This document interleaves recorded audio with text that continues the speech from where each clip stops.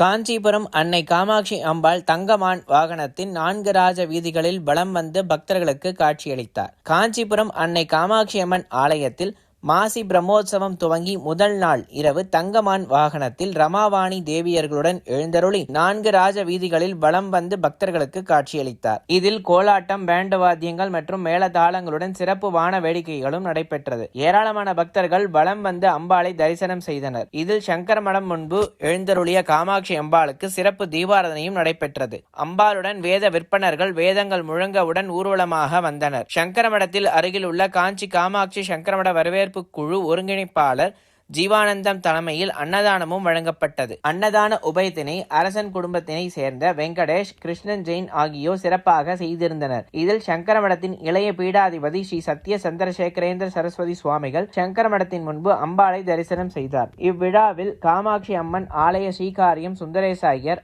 ஆலய மணியக்காரர் சூரி, ஸ்தானிகர் நடராஜ சாஸ்திரிகள், ஸ்ரீகாந்த் சாஸ்திரிகள், கார்த்திக் சாஸ்திரிகள், சங்கர சாஸ்திரிகள் உள்ளிட்ட பலர் கலந்து கொண்டனர். பிரம்மோற்சவத்தை ஒட்டி சங்கரமட வரவேற்பு குழு சார்பில் காமாட்சி அம்மன் ஆலய திருமண மண்டபத்தில் சிறப்பு கலை நிகழ்ச்சிகளும் ஏற்பாடு செய்யப்பட்டிருந்தது. சிறப்பு விருந்தினர்களுக்கு வரவேற்பு குழு சார்பில் பொன்னாடைகள் மற்றும் நினைவு பரிசுகள் வழங்கப்பட்டது. இதில் கௌரவ தலைவர் சுப்பிரமணியம் ஓத்திலால், பாபு, ராஜேஷ் ஜெயின் உள்ளிட்ட நிர்வாகிகள் கலந்து கொண்டனர்.